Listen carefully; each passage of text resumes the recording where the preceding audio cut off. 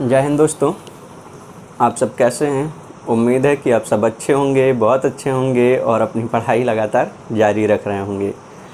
देखिए, जहाँ तक सरकार की तरफ से जो आदेश है, इस समय कोई वैकेंसी नहीं आ रही है, वो तो ठीक है, लेकिन आपको अपने को तैयार करना है कि अगर जब भी वैकेंसी आए तो आपको अपनी एक सीट अपना बना के चलना है। वैकेंसी कभी ये मत देखिए कि कितनी सीटें आई हैं, नहीं भर्ती बहुत कम आई है, कम सीट आई है। अभी कम सीट आई है या ज़्यादा सीट आई है इससे मतलब नहीं है, आपको तो सिर्फ एक पोस्ट चाहिए ना, एक ही पद चाहिए और वो आपको मिलेगा। तो आप अपनी तैयारी करिए। आइए हम लोग आगे बढ़ते हैं। तो पिछले अंक में हम लोगों ने विज्ञान के प्रश्न सॉल्व किए और उसमें बहुत सारे प्रश्नों को हम लोगों ने हल किया था। उसमें काफ़ी आप लोगों ने सीखा।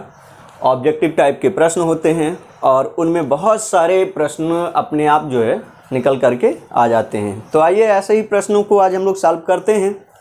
उस दिन जो प्रश्न थे वे प्रकाश और इन सारे चैप्टर्स को लेकर के थे। कुछ तरंगों का भी अध्ययन हम लोगों ने किया था, कुछ कलर्स के बारे में जानकारी लिए। आज का पहला क्वेश्चन है ध्वनि से। क्वेश्चन एक बार देख लेते हैं। चैप्टर काफ़ी महत्वपूर्ण है और बहुत सारे प्रश्न वनडे एग्जाम में और साथ ही साथ जो यूपीएससी और पीएससी के एग्ज़ाम हैं उनमें भी प्रश्न पूछे जाते रहते हैं। ये जो पहला प्रश्न है ये यूपी पीसीएस 2015 का प्रश्न है और इसके अलावा एसएससी में आया है सीजीएल के 2014 में टेयर सेकेंड का प्रश्न है। तो आइए देखते हैं। पहला प्रश्न है कि लगभग 20 डिग्री सेंटीग्रेड के तापक्रम पर किस माध्यम में ध्वनि की गति अधिकतम होगी। किस माध्यम में ध्वनि की गति अधिकतम होगी। आप जान गए होंगे कि यह ध्वनि से संबंधित प्रश्न है। तो देख लेते हैं। लगभग 20 डिग्री सेंटीग्रेड के तापक्रम पर आपको बताना है कि किस माध्यम में ध्वनि की गति अधिकतम होगी। विकल्प दिया है ठोस, द्रव, गैस और निर्वात। ठोस, द्रव, गैस और निर्वात।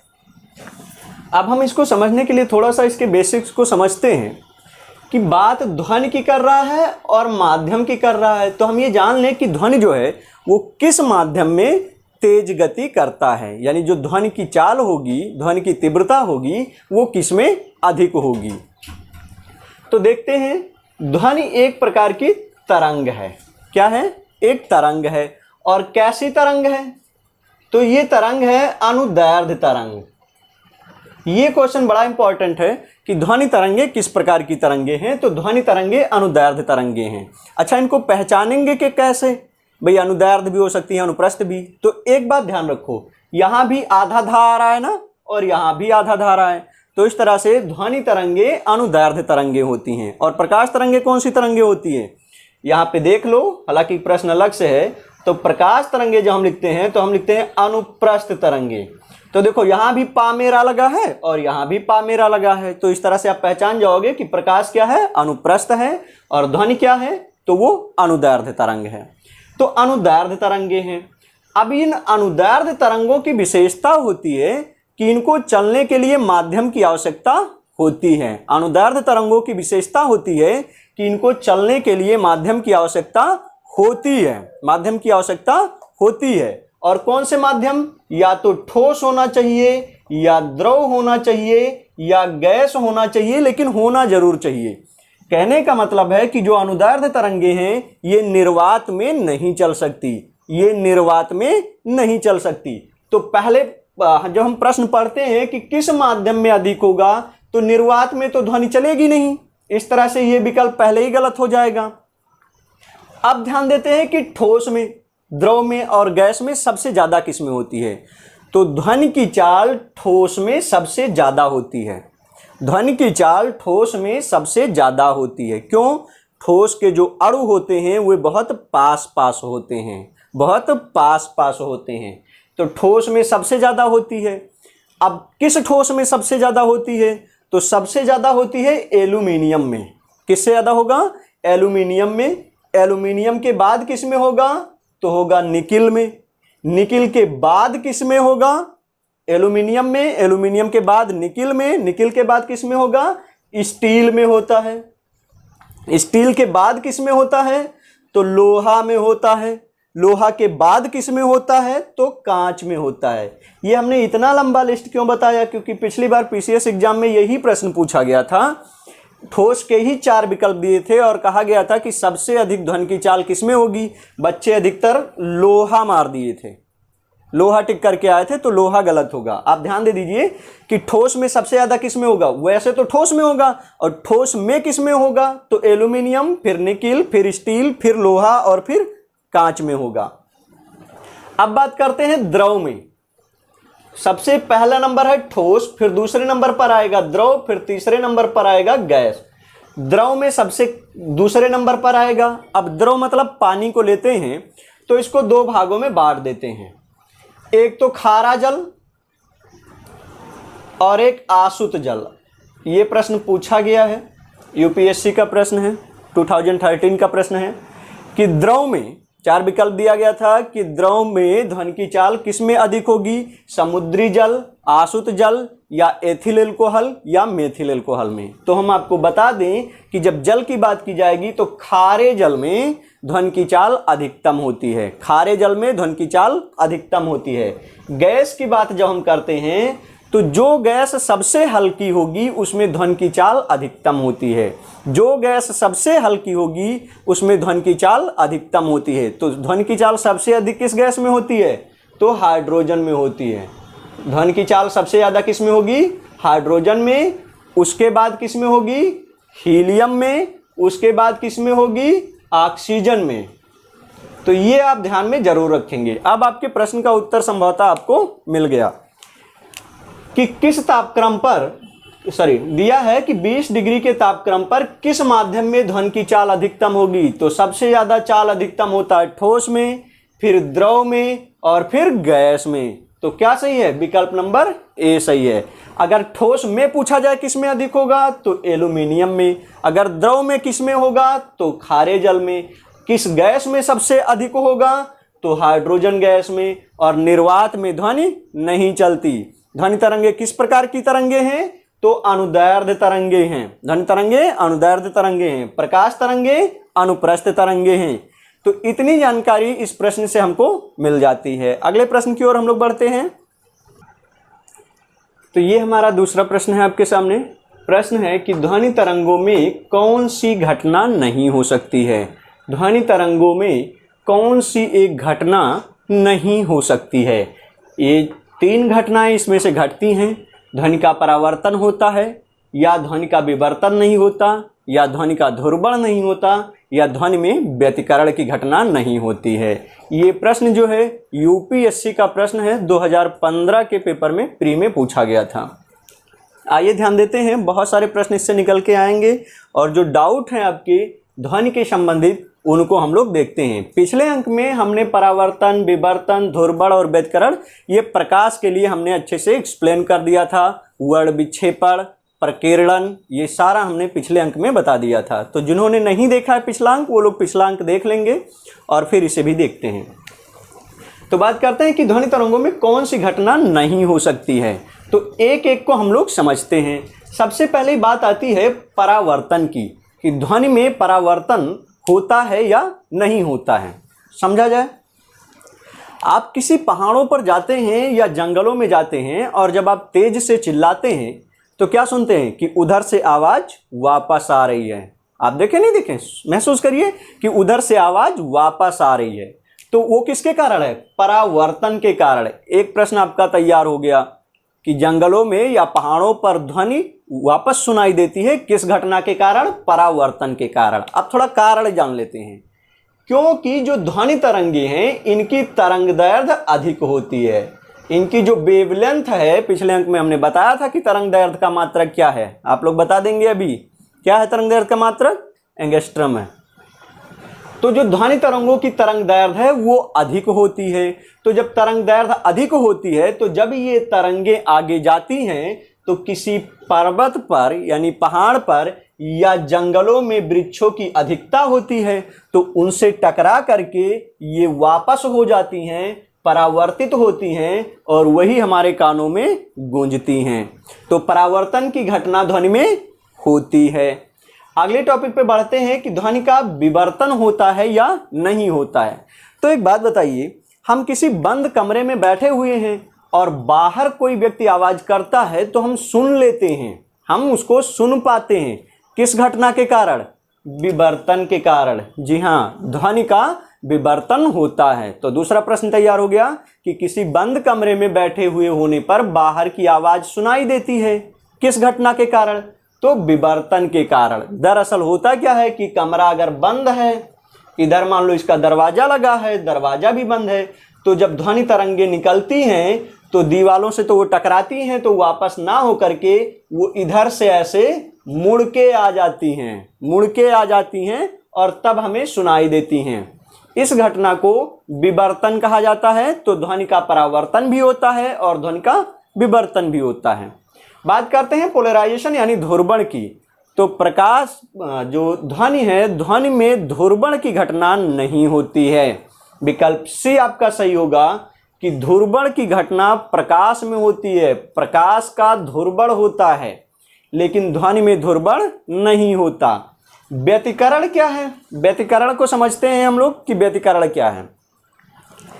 दरअसल दो अलग अलग माध्यम से जब ध्वनियां निकलती हैं, मान लीजिए इधर से ध्वनि जा रही है इधर की ओर और इधर से भी ध्वनि जा रही है इधर की ओर, ये दोनों तरफ से जा रही हैं। बहुत इत्मीनान से समझिए, आपको कुछ नहीं रटना है। अब दोनों किसी ना किसी बिंदु पे तो मिलेंगी। मान लो ये भी यहां तक बढ़ाया, ये भी यहां तक बढ़ाया, अब दोनों इस बिंदु पे पहुंच गई, इधर वाले भी और इधर वाले भी। ठीक है, तो इसी को व्यतिकरण कहते हैं। इस बिंदु को क्या कहेंगे? व्यतिकरण बिंदु कहेंगे। ठीक है, अब अगर दोनों इधर ही मुड़ जाएं, ये वाली भी और इधर वाली भी, तो व्यतिकरण क्या होगा? अधिक होगा। व्यतिकरण क्या होगा? अधिक होगा। तो इस घटना को जब दोनों माध्यम एक ओर चलेंगे तो उनको कहते हैं संपोषी व्यतिकरण। क्या कहेंगे? संपोषी व्यतिकरण। और अगर ये अपना इधर चला जाए और ये अपना ऐसे चला जाएगा जिधर जा रहा था, तो व्यतिकरण कम होगा और इसे बोलेंगे विनाशी व्यतिकरण। क्या बोलेंगे? विनाशी व्यतिकरण। तो व्यतिकरण दो प्रकार के होते हैं, एक संपोषी व्यतिकरण और एक विनाशी व्यतिकरण। संपोषी व्यतिकरण कब होता है? जब दो अलग अलग ध्वनि का माध्यम एक दिशा में होगा तो व्यतिकरण अधिक होगा, इसे संपोषी बोलेंगे। और जब अलग अलग होगा तो उसे विनाशी व्यतिकरण बोलेंगे। तो प्रश्न का उत्तर आपको पता चल गया होगा आई थिंक, कि ध्वनि में कौन सी घटना नहीं होती। तो ध्वनि का जो ध्रुवण है वो नहीं होता। ध्रुवण किस में होता है? तो ध्रुवण प्रकाश में होता है। तो ये आपका दूसरा प्रश्न रहा। बहुत सारे प्रश्न आपने इसकी सहायता से तैयार किए। अब हम लोग अगले प्रश्न की ओर बढ़ते हैं। तो ये हमारा तीसरा प्रश्न है कि कौन सा मात्रक ध्वनि के संबंध में गलत है? कौन सा मात्रक ध्वनि के संबंध में गलत है? आपको बताना है कि इनमें से कौन सा एक ध्वनि का मात्रक नहीं है। तो फोनोमीटर, ऑडियोमीटर, डेसिबल और डायोप्टर, इन चार में से बताना है कि कौन सा एक ध्वनि का मात्रक नहीं है। तो फोनोमीटर, फोन से समझ लो, फोन में आवाज आनी चाहिए, तो ये तो होगा ही। ऑडियो वीडियो आप सुनते हैं तो आवाज आती ही है, ये भी है। और डेसिबल तो आप जानते ही हैं। दरअसल डेसिबल का शुद्ध नाम जो है वो है बेल। ध्वनि का जो मात्रक होता है वो होता है बेल, लेकिन बेल का हमेशा 10वां हिस्सा ही लिखते हैं। क्या लिखते हैं? 10वां हिस्सा लिखते हैं। इसी कारण इसको डेसीबेल कहा जाता है, जबकि शुद्ध नाम क्या है? बेल। तो अगर कभी डेसीबेल ना दे करके केवल बेल कहा जाए तो ध्वनि का मात्रक बेल होता है, लेकिन चूंकि बेल का 10वां हिस्सा लिखते हैं इसीलिए उसको डेसीबेल कहा जाता है। बात आती है डायोप्टर की। तो डायोप्टर से लेंस की क्षमता मापते हैं। लेंस की क्षमता मापा जाता है डायोप्टर के द्वारा। ठीक है, और ये तीनों मात्रक आपके समझ में आ गए होंगे। हम लोग आगे बढ़ते हैं चौथे प्रश्न की तरफ।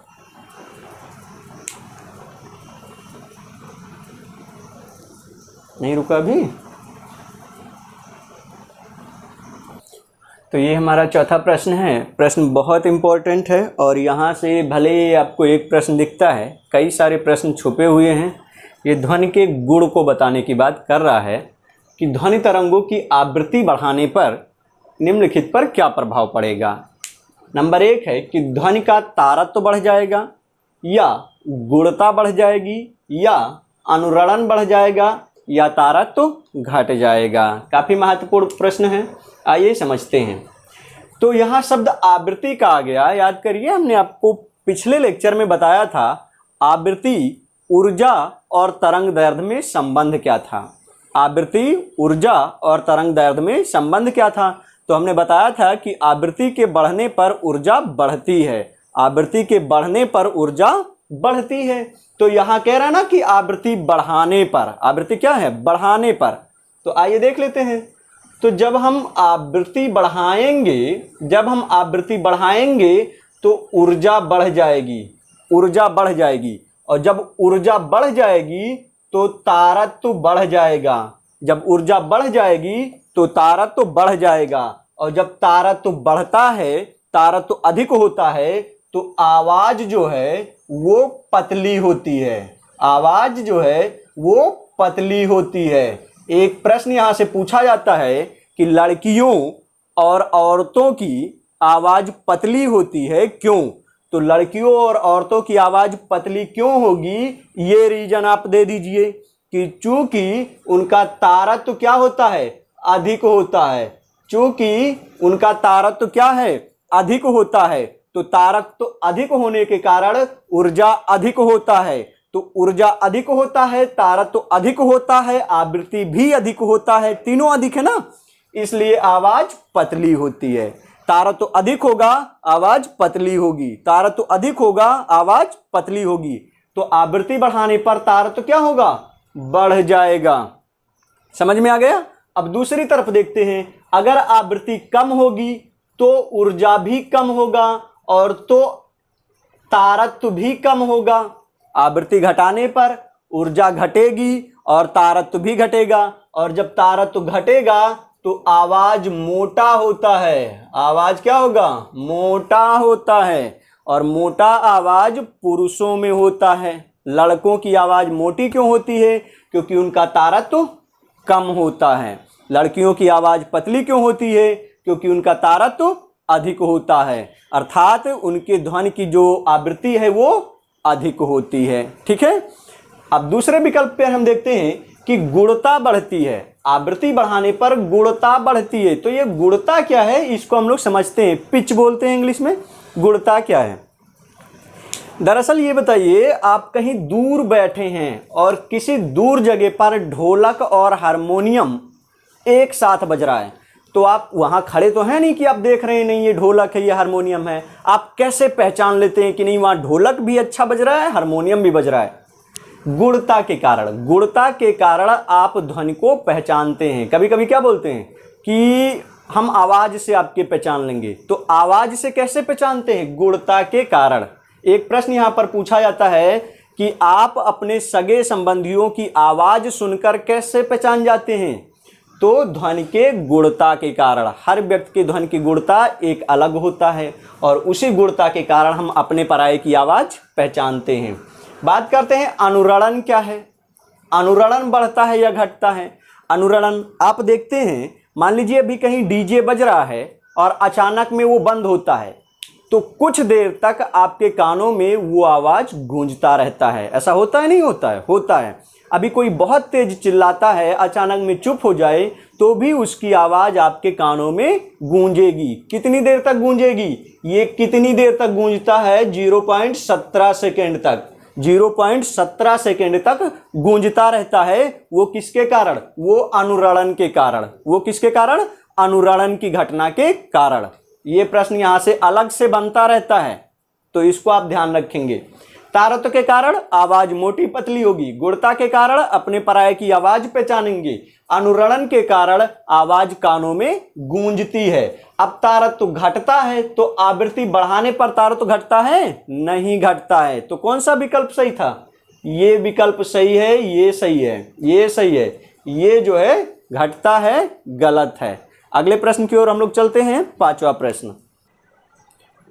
तो ये हम लोगों का पांचवा प्रश्न है, ध्वनि की चाल किस भौतिक कारक द्वारा प्रभावित नहीं होती है, होती है? किस भौतिक कारक से प्रभावित नहीं होती है? यहाँ पे नहीं होती है होना चाहिए, लिख दे रहे हैं, नहीं होती है।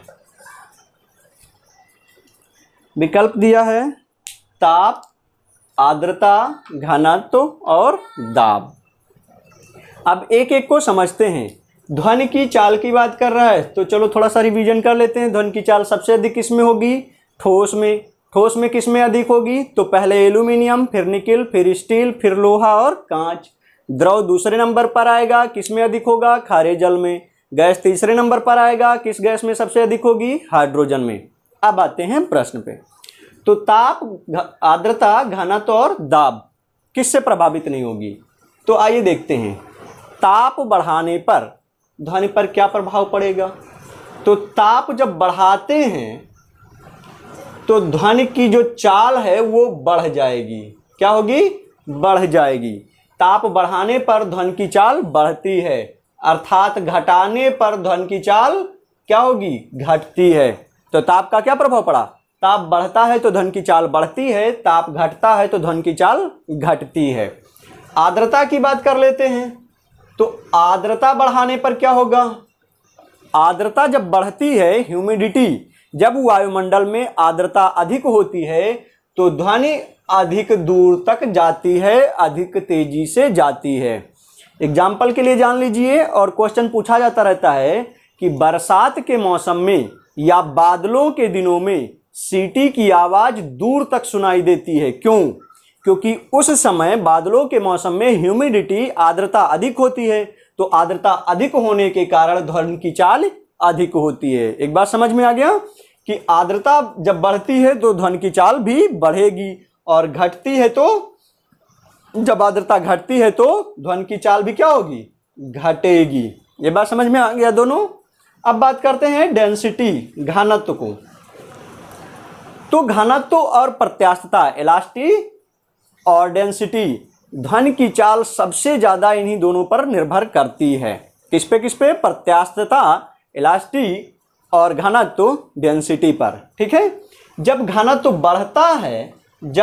बढ़ता है तो ध्वनि की चाल घटती है। इसमें उल्टा होगा, ये ध्यान रखना कि माध्यम का घनत्व बढ़ाने पर ध्वनि के चाल पर क्या प्रभाव पड़ेगा? घट जाएगी, बढ़ जाएगी, स्थिर रहेगी, तो ध्वनि की चाल क्या होगी? घटेगी। और अगर घनत्व घटाया जाए, घटता है, तो ध्वनि की चाल क्या होगी? वो बढ़ती है। घनत्व घटेगा तो चाल बढ़ेगा, घनत्व बढ़ेगा तो चाल घटेगा। अब दाब की बात करते हैं कि दाब का क्या प्रभाव पड़ता है। तो ध्वनि के चाल पर दाब का प्रभाव नहीं पड़ता। ध्वनि के चाल पर दाब का प्रभाव नहीं पड़ता है। तो यही बताना था कि किस भौतिक कारक से प्रभावित नहीं होती है। तो दाब से प्रभावित नहीं होती है। समान तापमान में दाब का प्रभाव ध्वनि के चाल पर नहीं पड़ता है। तो ये आपका 5वां प्रश्न था। उम्मीद है कि ये आपको समझ में आया होगा। इस चैप्टर का आखिरी प्रश्न हम लोग करते हैं और ये पूरा चैप्टर आपका कंप्लीट हो जाएगा। कहीं से भी कोई प्रश्न आएगा तो आप बिल्कुल कर लेंगे। आप अभी तक ध्वनि के मात्रक को पढ़ चुके हैं, ध्वनि किस किस माध्यम में चलती है वो पढ़ चुके हैं, ध्वनि के गुण कौन से हैं, विवर्तन है और परावर्तन है, व्यतिकरण है, ये पढ़ चुके हैं। प्लस ध्वनि को प्रभावित कौन कौन करता है, ये सारी घटनाएं आप पढ़ चुके हैं। अब हम लोग अगले प्रश्न की ओर बढ़ते हैं। हमने कहा था आपसे कि जो आपके चैप्टर होंगे उनको हम क्वेश्चन आंसर के माध्यम से हल करवाएंगे और वो सारे चैप्टर आपके बहुत अच्छे से तैयार हो जाएंगे। आइए अगले प्रश्न की ओर। तो ये हमारा 6वां प्रश्न है और इस चैप्टर का अंतिम प्रश्न है। इसको हल करने के बाद आप छोटी से और बड़े स्तर तक इस चैप्टर के सारे आपके प्रश्न हल हो जाएंगे, मुझे पूरी उम्मीद है। प्रश्न है कि ध्वनि की आवृत्ति अधिक होगी किसमें? अवश्रव्य तरंगों में, श्रव्य तरंगों में, पराश्रव्य तरंगों में या सभी में समान होगी? तो हम जानते हैं कि ध्वनि तरंगों को आवृत्ति के आधार पर 3 भागों में बांटते हैं। आवृत्ति के आधार पर 3 भागों में बांटते हैं। कौन कौन से 3 भागों में बांटते हैं? तो वे 3 भाग हैं। पहला है अवश्रव्य तरंगे, दूसरा है श्रव्य तरंगे और तीसरा है पराश्रव्य तरंगे। आवृत्ति के आधार पर 3 भागों में बांटते हैं। जो अवश्रव्य तरंग है इसकी आवृत्ति सबसे कम होती है, यानी लेस देन 20 हर्ट्ज। 20 हर्ट्ज से कम होती है। 20 हर्ट्ज से कम होती है। हर्ट्ज किसका मात्रक है? आवृत्ति का। तो 20 हर्ट्ज से कम होती है किसकी? अश्रव्य तरंगों की आवृत्ति। इसलिए ये इतनी धीमी आवाज में होती है कि हम इसको नहीं सुन पाते। जैसे भूकंप का आना, तो घर वर गिरते हैं ये तो हम देखते हैं, लेकिन भूकंप आता है तो कोई आवाज हम सुन पाते हैं? नहीं सुन पाते। क्यों? क्योंकि आवृत्ति कम होती है, और आवृत्ति कम होगी तो ऊर्जा भी कम होती है। ये आवृत्ति, ऊर्जा और तरंग दैर्घ्य, इनका रिलेशन जरूर याद रखिए। तो साइंस के अधिकतर प्रश्न इस पे डिपेंड हो जाएंगे। तो ये बात समझ में आ गई। अब अश्रव्य तरंगे किस में पाई जाएंगी? तो जब भूकंप आता है तो वहां पे अश्रव्य तरंगे होती हैं। ज्वालामुखी का उद्गार होता है, यहाँ पे भी अश्रव्य तरंगे होती हैं। अब अगर क्वेश्चन अलग से पूछा जाए कि ज्वालामुखी उद्गार के समय ध्वनि तरंगों की आवृत्ति कितनी होती है, तो 20 हर्ट्ज से कम होती है, इसलिए उनको क्या कहते हैं? अश्रव्य तरंगे कहते हैं। बात करते हैं श्रव्य तरंगों। श्रव्य मतलब सुनना, जिनको हम सुन सकते हैं। इसको तो हम नहीं सुन सके थे कम आवाज के कारण, इसको हम सुन सकते हैं। तो ये श्रव्य तरंगे हैं, यानी जिनको क्या है? मनुष्य सुन सकता है। ठीक है। और ये कहां से कहां तक होती हैं? ये होती हैं 20 हर्ट्ज से लेकर के और 20,000 हर्ट्ज तक। मनुष्य के सुनने की क्षमता कहां से कहां तक है? 20 हर्ट्ज से 20,000 हर्ट्ज तक मनुष्य सुन सकता है। और वे कौन सी तरंगे कहलाएंगी? श्रव्य तरंगे कहलाएंगी। अब अंतिम है प्राश्रव्य तरंग। तो जो प्राश्रव्य तरंगे होती हैं, इनकी जो आवृत्ति होती है ये 20 हर्ट्ज से अधिक होती है। सॉरी, ये 20,000 हर्ट्ज से अधिक होती है, बहुत अधिक होती है। प्राश्रव्य तरंगों की आवृत्ति 20,000 हर्ट्ज से क्या होगी? अधिक होती है। इसलिए इनकी इतनी आवाज हो जाती है कि हम उसको नहीं सुन पाते। आवृत्ति बहुत अधिक हो गई, 20,000 हर्ट्ज हो गई, तो ऊर्जा भी बहुत अधिक हो गया, इसलिए हम उसको कैच नहीं कर पाते, नहीं रख पाते। तब इसको सुनता कौन है? इसको सुनते हैं कुत्ता, बिल्ली, चमगादड़, है ना? ये जो है इसको सुन सकते हैं। कुत्ता, बिल्ली और चमगादड़ प्राश्रव्य तरंगों को सुन सकते हैं। अब प्राश्रव्य तरंगों के कुछ उपयोग हैं, इनको हम लोग जान लेते हैं।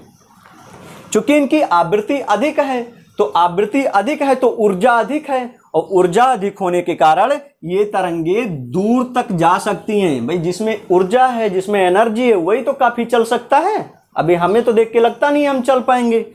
तो इनकी आवृत्ति अधिक है तो ऊर्जा अधिक है, तो ये दूर तक चल सकते हैं। इसी कारण इनका उपयोग ऐसे चीजों में किया जाता है जहां दूरी हो, जैसे सोनार में। सोनार में क्या है? सोनार में इसका प्रयोग किया जाता है। अब सोनार का प्रयोग क्या है? तो सोनार के प्रयोग को जान लेते हैं। इसके द्वारा समुद्र में छिपी हुई वस्तुओं या गिरी हुई वस्तुओं का पता लगाया जाता है। प्रश्न बहुत महत्वपूर्ण है कि सोनार के द्वारा साउंड नेविगेशन एंड रैंगिंग, इसका फुल फॉर्म होगा साउंड नेविगेशन एंड रैंगिंग। सोनार के द्वारा समुद्र में छिपी हुई वस्तुओं का पता लगाया जाता है। सोनार में कौन सी तरंगे काम करती हैं? पराश्रव्य तरंगे काम करती हैं।